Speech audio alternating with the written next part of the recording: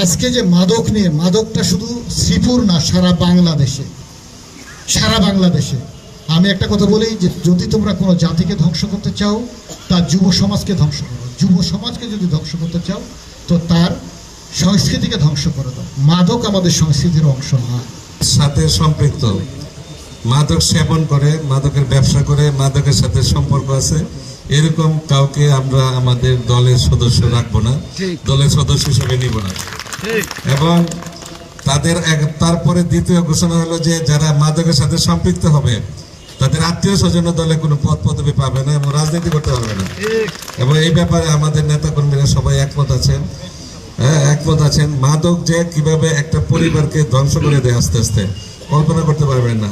যে সারা উপজেলা থেকে যদি মাদক সেবনের যে ইয়াবা সেবনের যে যন্ত্রাংশ বা যে ধরনের জিনিস লাগে, এই একটা ঘরে এর চেয়ে বেশি জিনিস ছিল।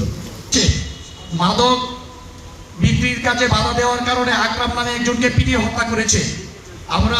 আমি অত্যন্ত দুঃখের সাথে জানাচ্ছি যে সাথে সাথে যদি আসামিগুলো গ্রেপ্তার হতো তাহলে পাল্টা মামলা করতে পারতো না।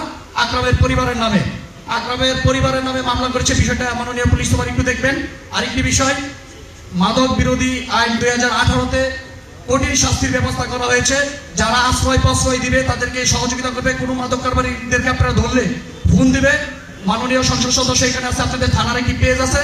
যদি আমিও সুপারিশ করি তাহলে আপনারা পেজ থেকে আমার নাম সহ ছেড়ে দিবেন যে আমি সুপারিশ করেছি, তাহলে আশা করি আর কেউ এটা সুপারিশ করবে না। ওয়ার্ডের মধ্যে আমরা যারা আছি আমরা জানি যে যেসব মাদক ব্যবসায়ী করে, যারা মাদক গ্রহণ করে, যখন তাদেরকে অ্যারেস্ট করা হয় তারা অতি শীঘ্র বের হয়ে যায়।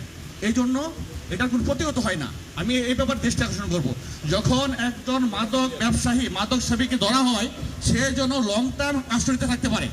বাজার এবং ভবানীপুর যে বাজারটি রয়েছে, এই বাজারের আমাদের মহাসড়কের মধ্যে কিন্তু বাজার বয়, এই বাজারের জন্য অনেক সমস্যা হয়, যানজট তৈরি হয়। আরেকটি বিষয়, আমাদের মাননীয় এমপি মহোদয় এখানে উপস্থিত রয়েছে। আমি ওনার কাছে আমাদের জনগণের সেবার জন্য আমরা যাতে অতি সহজে পুলিশের সেবা পাই, সেজন্য আমি যতটুকু জানি যে পুলিশ ইনভেস্টিগেশনে গেলে পুলিশের যে একটা খরচ হয়, এই খরচের জন্য আমাদের মাননীয় এমপি মহোদয় যেন সংসদে বিল উত্থাপন করে তাদেরকে যেন ইনভেস্টিগেশনের খরচটা দেওয়া হয়। সেজন্য এটা করলে আমরা অতি দ্রুত এবং শীঘ্রই আমরা আইনের যেই সমস্যাটা এটা থেকে আমরা কর্মীতে মাদকের সরাসরি যদি এই 3টা জায়গায় বন্ধ করা হয়, আর তারপরে আর আমার মনে হয় না যে বর্মী মাদক থাকবে। এবং একটু আগে আমাদের এক সাংবাদিক ভাই বলছে যে 3টা লাইন আছে মাদক আসার জন্য। সেই লাইন 3টা হইলো, একটা দিছে যে ওই আপনার বরামা ব্রিজ, আরেকটা হইলো এই হুতারসার ব্রিজ, আরেকটা হইলো এই ইজ্জতপুর ব্রিজ। এই 3টা জায়গা দিয়ে বর্মীতে মাদক আসা যাওয়া করে এবং এই 3টা জায়গা যদি বন্ধ করা হয় তাহলে